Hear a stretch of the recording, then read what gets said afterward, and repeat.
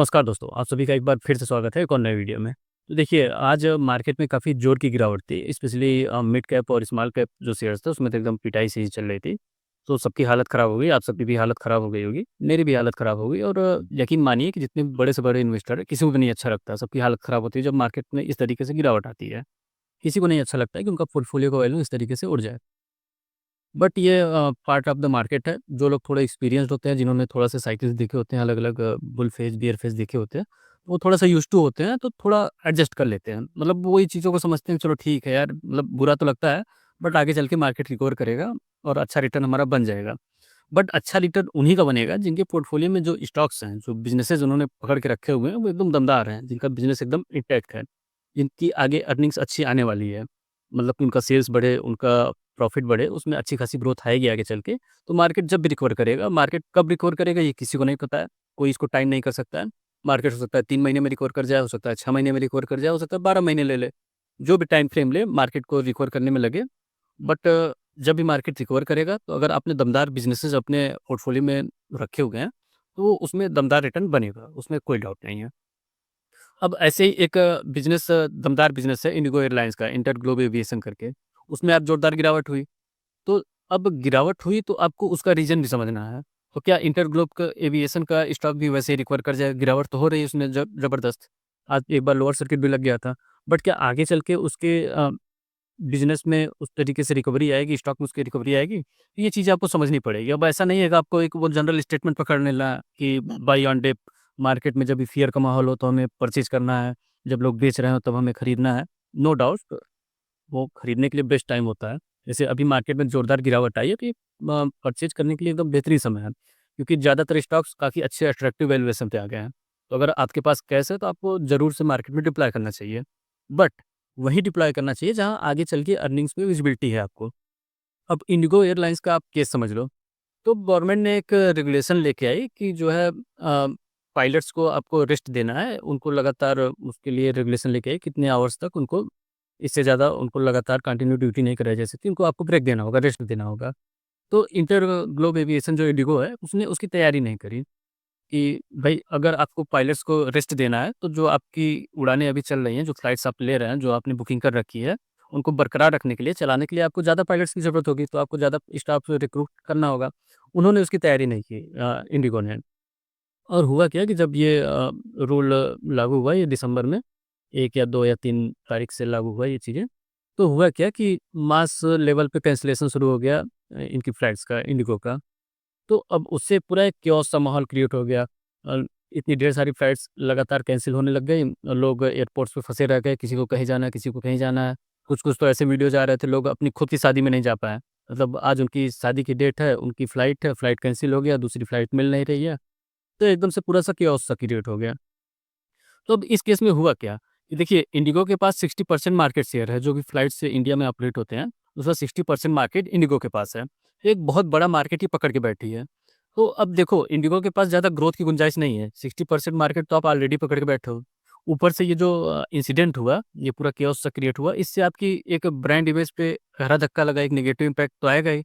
आपकी brand value खराब होगी, लोगों जिनके साथ ये बुरा-बुरा एक्सपीरियंस हुआ, पहले तो वो लाइफ लॉन्ग उनका एक एक्सपीरियंस बन गया, वो भूलेंगे नहीं।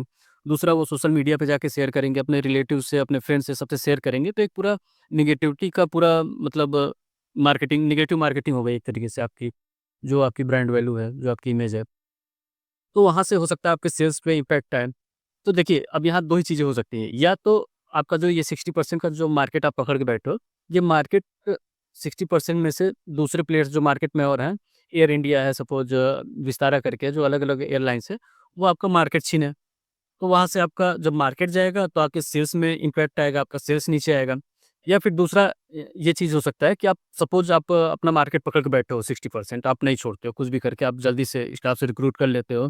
अब उसके लिए डेडलाइन भी बढ़ा दी है गवर्नमेंट ने, कि जो आपको ये पायलट्स को रेस्ट देने वाला ये जो रूल लेके आया, उसके डेडलाइन आगे कर दिया है। हो सकता है उस टाइम फ्रेम में आप जो है स्टाफ रिक्रूट कर लो, पायलट्स ज़्यादा ऑनबोर्ड कर लो और चीज़ें आपकी ऑपरेशनल हो जाएँ प्रॉपर्ली, तो आप अपना मार्केट पकड़ के बैठे रहो। मतलब ये जो 60% का मार्केट है, वो आप उसको लूज़ ना करो। बट ऐसे केस में क्या होगा कि आपका एक्सपेंडिचर बढ़ेगा, आप ज़्यादा स्टाफ रिक्रूट करोगे, उतनी ही फ्लाइट्स चला ऑपरेट करने के लिए। तो ऐसे में क्या होगा कि आपका खर्चा बढ़ेगा, आपका मार्जिन पे प्रेशर आएगा। यानी कि जो अभी मार्जिन्स आप इंडिगो बना रही है, वो मार्जिन्स एकदम पीक मार्जिन है। मतलब अब इससे ज़्यादा मार्जिन नहीं बनेगा, मार्जिन में कंप्रेशन आएगा। मतलब वही सेल्स, वही रेवेन्यू जनरेट करने के लिए आपको खर्चा ज़्यादा करना पड़ेगा। तो आपकी प्रॉफिटेबिलिटी जाएगी, आपका जो पैट है वो कम बनेगा। तो ऐसे केस में क्या होगा कि आगे चल के इंडिगो का जो पैट है वो कम आने वाला है, चाहे वो सेल्स कम हो, वहाँ से पैट कम बने, या फिर इनके मार्जिन पे प्रेशर आएगा, वहाँ से पैट कम बनेगा। तो ऐसे केस में आपको इंडिगो में आप एंट्री करने जाओ, मतलब ये जो गिरावट है उसको आप एक वो अपॉर्चुनिटी समझ के लो, तो वो एकदम आप मतलब मिसलीड हो जाओगे। तो जब भी मार्केट में आप गिरावट देख रहे हो, स्टॉक्स में गिरावट देख रहे हो, तो आपको वहाँ सब कुछ समझना है कि आगे उसमें अर्निंग्स में विजिबिलिटी है कि नहीं है, ठीक है?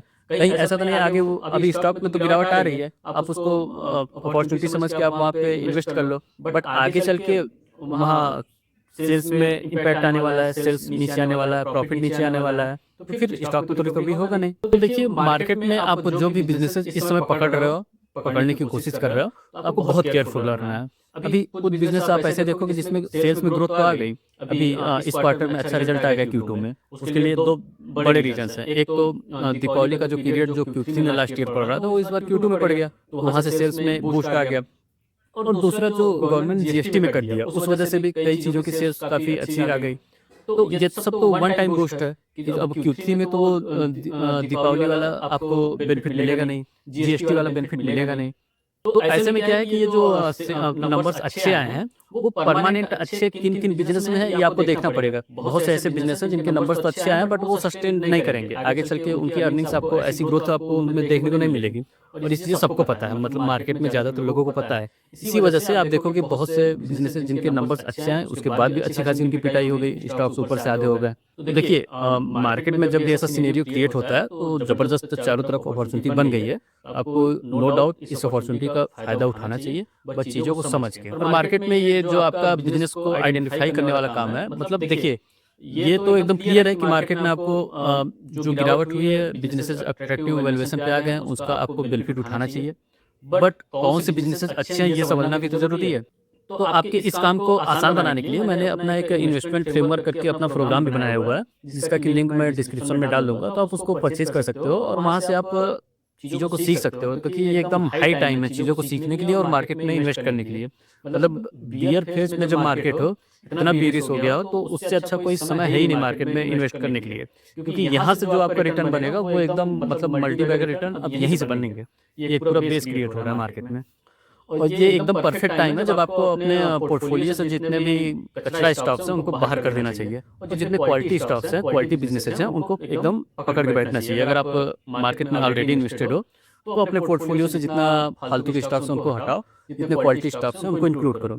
और अगर आप एकदम फर्स्ट मतलब रिसेंटली मार्केट में आए हो, अभी आपने ज़्यादा इन्वेस्ट नहीं किया, तो एकदम बेस्ट टाइम है कि आप मार्केट को सीखो। मार्केट में कैसे कौन से बिज़नेसेस अच्छे हैं जो कि आगे चल के अच्छा करेंगे, उनको कैसे आइडेंटिफ़ाई किया जाए, इन चीज़ों को सीखो और मार्केट में इन्वेस्ट करो।